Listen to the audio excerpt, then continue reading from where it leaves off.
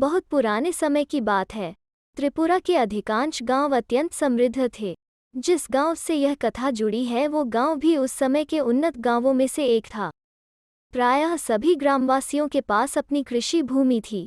जिनके पास खेती के लिए भूमि नहीं थी, उनके पास भी अपने रहने के लिए घर अवश्य थे। वे कृषि श्रमिक का कार्य कर आवश्यकता के अनुसार पारिश्रमिक पाते और सरलतापूर्वक अपना जीवनयापन करते थे।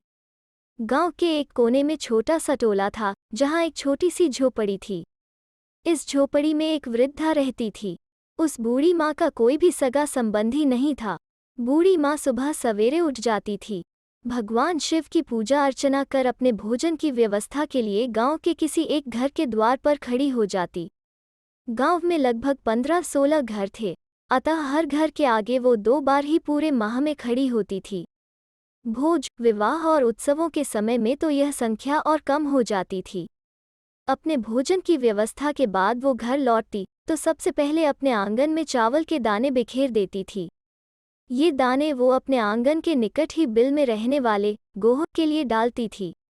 गोह भी बूढ़ी माँ की प्रतीक्षा करता रहता था। जैसे ही आंगन में चावल के दाने बिखेरकर वो झोपड़ी के दरवाजे के पास बैठती, गोह अपने बिल से दौड़कर आता और चावल के सारे दाने बीन बीन कर खा लेता। फिर आगे के दोनों पंजे उठाकर बूढ़ी माँ को थोड़ी देर देखता, मानो धन्यवाद कह रहा हो। उसके बाद वो दौड़कर अपने बिल में घुस जाता। बूढ़ी माँ उसके जाने के बाद ही अपना चूल्हा जलाती और अपने लिए खाना बनाती थी। न जाने कितने वर्षों से यही क्रम बना हुआ था। सुबह शाम दोनों समय बूढ़ी माँ का चूल्हा तभी जलता था जब उसका प्यारा गोह चावल के दाने खा लेता था। पूरा गांव बूढ़ी माँ और उसके गोह के संबंध को ईश्वरीय चमत्कार मानता था। एक बार उस गांव के एक समृद्ध किसान की पुत्री के विवाह का अवसर आया। किसान ने गांव के प्रत्येक व्यक्ति को विवाह के लिए आमंत्रित किया। वधू के पिता ने स्वयं बूढ़ी माँ के घर आकर विवाह में उपस्थित होने के लिए निमंत्रण दिया। गांव के सभी लोग अपनी अपनी कार्यकुशलता के अनुसार विवाह के कार्यों में हाथ बंटा रहे थे। बूढ़ी माँ भी प्रसन्नतापूर्वक विवाह के घर में बताए जाने वाले कार्यों को कर रही थी। वहां से लौटकर बूढ़ी माँ जब अपने घर पहुंची तो अगले दिन होने वाले विवाह के बारे में सोचते सोचते आंगन में ही बैठ गई। विवाह की चहल पहल की कल्पना में खोई बूढ़ी माँ ने जब विवाह के लिए सजे धजे लोगों के बारे में सोचा तो उसे अपनी वेशभूषा का ध्यान आया। उसने स्वयं से प्रश्न किया कि विवाह के इस उत्सव में वो कैसे वस्त्र पहनकर जाएगी। उसके पास तो 2 ही पाछा है। दोनों ही के रंग अब फीके पड़ चुके हैं, कई जगह से उधड़ गए हैं और कहीं कहीं से फट भी गए हैं।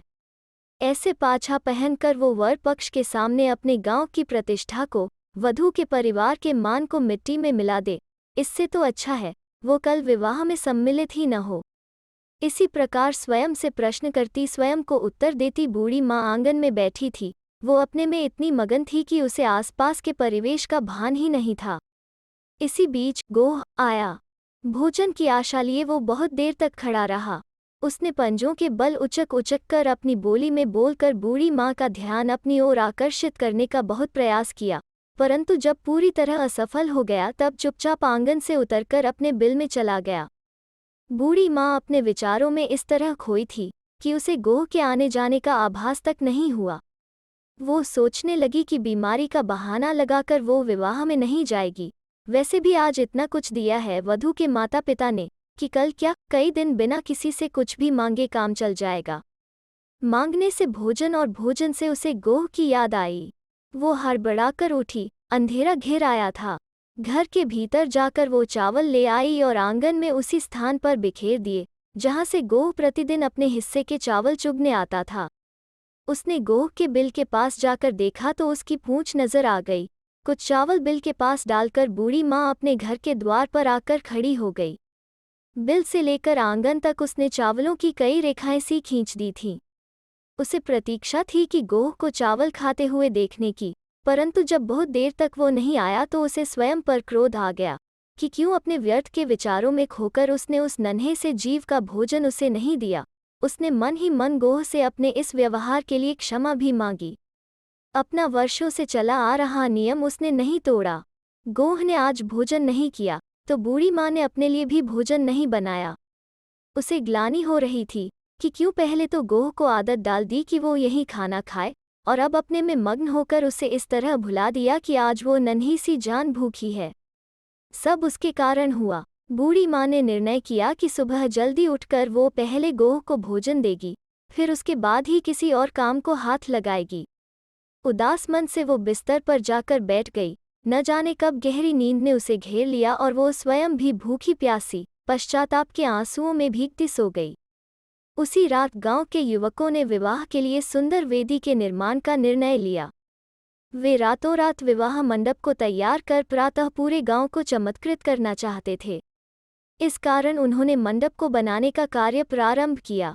वधू के पिता ने गांव के युवकों के लिए मांस व मदिरा का समुचित प्रबंध किया था। सभी युवक खाते पीते हुए निर्माण कार्य में जुटे थे। आधी रात बीत चुकी थी।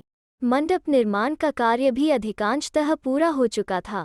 खाने पीने का एक दौर फिर से चलने लगा। मदिरा अपना प्रभाव दिखाने लगी थी।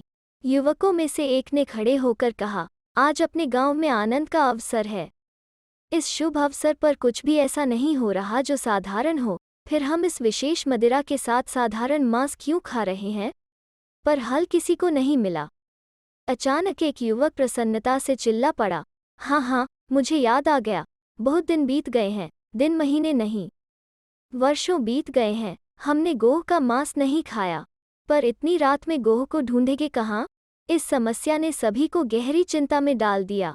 तब उसी युवक ने अत्यंत गर्वपूर्ण स्वर में कहा, अगर तुम सब में गोह को पकड़कर उसे मारने की शक्ति है तो बताओ, गोह का पता ठिकाना तो मैं जानता हूँ मेरे भाइयों।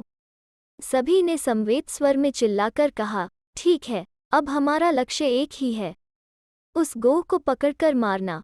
तुम तो हमें उसका ठिकाना बताओ। युवक ने बूढ़ी माँ के घर की ओर इशारा करके कहा, उस टीले पर बूढ़ी माँ के आंगन के निकट ही एक बड़ा सा गड्ढा दिखाई देगा, वहीं उस मोटे ताजे गोह का बिल है। परंतु एक बात की सावधानी अवश्य रखनी होगी कि बूढ़ी माँ को इस बात की भनक तक नहीं लगनी चाहिए।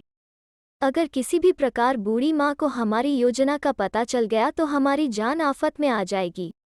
तुम नहीं जानते वो उस गोह की रक्षा ऐसे करती है जैसे यक्ष धन की रक्षा करते हों। अंत में सभी की सहमति से गोह को मारने का निर्णय लेकर वे उस टीले की ओर दबे पांव निकल पड़े। रात का अंधकार गहरा हो गया था।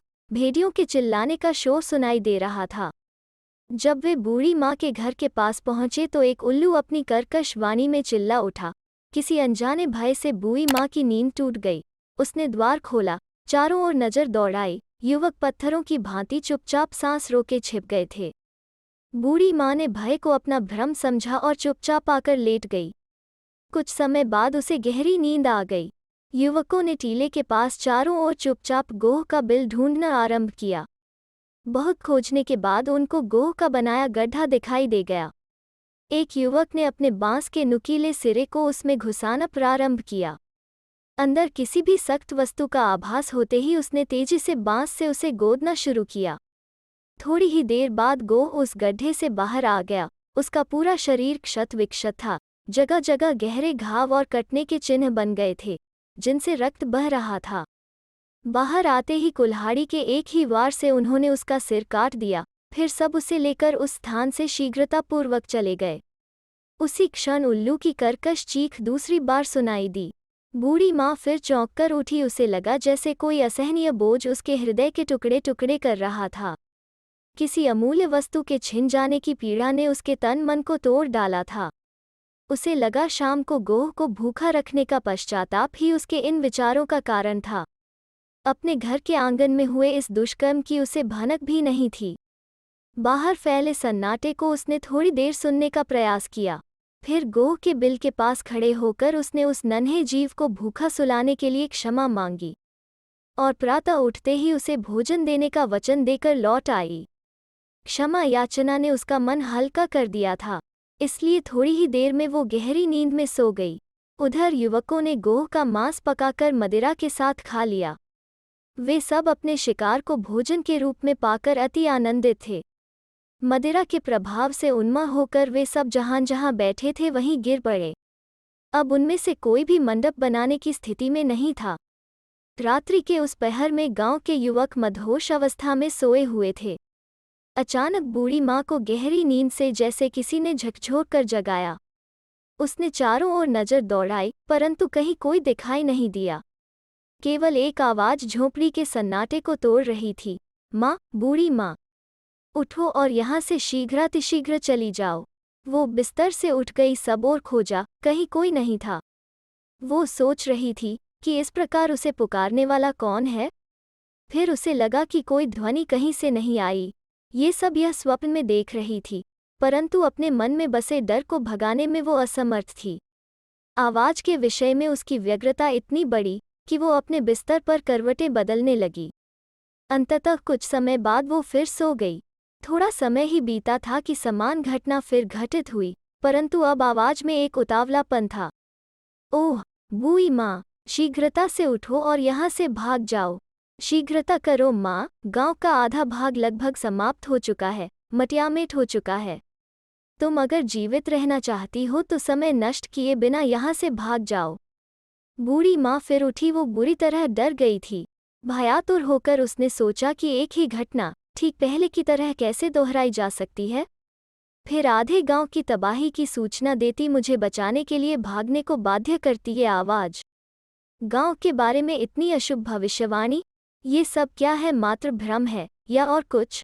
अपने ही विचारों की, अपने ही प्रश्नों की भीड़ में घिरी बूढ़ी माँ ने निर्णय किया कि अब वो पूरी रात सोएगी नहीं और जागकर अपने प्रश्नों की सच्चाई जानेगी। अब वो सतर्क होकर बैठी थी और मन ही मन ईश्वर से प्रार्थना कर रही थी कि जागते हुए वो घटना न दोहराई जाए, ताकि अमंगलकारी भविष्यवाणी गलत साबित हो। परंतु ऐसा नहीं हुआ। वो आवाज फिर आई। इस समय उसने सुना, उस ध्वनि को स्पष्ट सुना जो उसे विशिष्ट रूप से संबोधित कर रही थी। बूढ़ी माँ, ओह मेरी प्यारी बूढ़ी माँ, तुम अभी तक यहीं बैठी हो? पूरा गांव कुछ ही समय में नष्ट हो जाएगा। तुम्हारा घर भी इस विनाश की चपेट में आ जाएगा। अगर तुम अपने प्राण बचाना चाहती हो तो इसी क्षण यहाँ से भाग जाओ। क्या तुमको अपने निकट आती भयानक गर्जना की ध्वनि नहीं सुनाई देती? माँ, भाग जाओ, शीघ्रता से भाग जाओ। उस स्वर में विनम्रता भी थी, आदर भी था। बूढ़ी माँ भयभीत थी। उसने उत्तेजित स्वर में पूछा कि वो मनुष्य, देवता या भूत पिशाच में से कौन है जो उसे इस प्रकार डरा कर आनंदित हो रहा है। अपने प्रश्न के उत्तर में उसे कोमल और अपनेपन से भरी वाणी सुनाई दी कि मैं मनुष्य, देवता, भूत पिशाच कुछ नहीं। मैं तो तुम्हारा गोह हूँ, जिसे विवाह मंडप बनाने वाले युवकों ने मारा और मेरे मांस को अपनी भूख नहीं, आनंद के लिए खा गए। मेरी पीड़ा से उभरे मेरे श्राप के कारण ये गांव नष्ट होगा और यहाँ एक बड़ी झील बन जाएगी। केवल आपके इस घर का यह स्तंभ शेष रहेगा, जो आने वाले समय में इस गांव के अस्तित्व की घोषणा करेगा। ये सबको चेताएगा भी कि स्वयं पेट भर न खाकर दूसरे प्राणियों की रक्षा करने वाली माँ का अस्तित्व सदा रहेगा और अपने क्षणिक उल्लास के लिए किसी के प्राण हरने वालों का कोई नामलेवा भी न बचेगा। बूढ़ी माँ, तुम और तुम्हारे घर का अस्तित्व बने रहने की आवश्यकता है, इसलिए तुम इसी क्षण यहाँ से चली जाओ। उसी समय बूढ़ी माँ ने विशाल सर्प की तरह तीव्र गति से आगे बढ़ती जलराशि को देखा। भयानक गर्जना के स्वर निकट आ रहे थे। किसी अदृश्य शक्ति ने जैसे उसे घर के पिछले द्वार से बाहर धकेला और वो भागती चली गई। बिना कुछ सोचे समझे वो भागती जा रही थी। पीछे मुड़कर अंधेरे में देखने पर उसे लगा हजारों फन वाला कोई विशाल नाग पूरे गांव को निगलता आ रहा है। पूरी शक्ति लगाकर दौड़ते हुए वो रात्रि के अंतिम प्रहर में एक निकट के गांव में प्रविष्ट हुई। सामने एक घर का आंगन था, वहीं गिर पड़ी। उस पर बेहोशी छाने लगी थी। भोर हुई तो उस घर के सदस्य बाहर आए। उन्होंने मूर्छित पड़ी इस वृद्धा को देखा। गृहस्वामी के आदेश पर घर के लोग उसे भीतर लाए और उसकी समुचित सेवा शुश्रूषा की। घरवालों की देखभाल से वृद्धा की चेतना लौटी, परंतु वो अब भी भय से त्रस्त थी। सबके सांत्वना देने पर वो कुछ संयत हुई तो गृहस्वामिनी ने उसके भय का कारण पूछा। कांपते स्वर में उसने अपने गांव के सर्वनाश की पूरी कथा उनको सुना दी। सबने वृद्धा को शांत किया। गृहस्वामी ने अपने गांव के लोगों को वृद्धा द्वारा सुनाई कथा की जानकारी दी। सब कुछ विस्मयकारी था। एक ही रात में पूरा गांव समाप्त हो गया और उनका गांव निचाई पर होकर भी सुरक्षित है। यह विश्वसनीय नहीं लग रहा था। सभी गांव वालों ने वृद्धा के सत्य की परीक्षा हेतु स्वयं अपने उस निकटवर्ती ग्राम में जाने का निर्णय लिया। 10 लोगों का एक दल बनाकर वे वृद्धा के बताए हुए स्थान पर गए। वृद्धा द्वारा दी गई जानकारियों के प्रमाण सामने थे। पूरे गांव में अगाध जलराशि के अतिरिक्त किसी भी निवासी या किसी भी आवास का चिन्ह तक नहीं था। हाँ, केवल एक स्तंभ जल से ऊपर सिर उठाए खड़ा था। वे वृद्धा के बताए विवरण को अपनी आंखों के सामने देखकर अचंभे में पड़ गए थे। उनके गांव से भी कई लोग इस गांव में होने वाले विवाह के लिए आमंत्रित थे। वृद्धा को शरण देने वाले गृहस्वामी को भी यहाँ विवाह में वर पक्ष की ओर से आना था। वे सब इस गांव की समृद्धि से परिचित थे। इस कारण इस विनाश को देखकर दुखी भी थे, भयग्रस्त भी थे। वे समझ गए कि प्रकृति द्वारा प्रत्येक प्राणी के अस्तित्व को सहजीवी बनकर स्वीकारना ही मनुष्य के विनाश को रोकने का एकमात्र साधन है। त्रिपुरा की वो झील अपनी विशाल जलराशि के एक किनारे पर उस स्तंभ को सहेजे हुए सभी प्राणियों के प्रति सम्मान व आत्मीयता के सुंदर प्रतिफल की घोषणा आज भी कर रही है, जिसका निर्माण गोह के श्राप से हुआ था।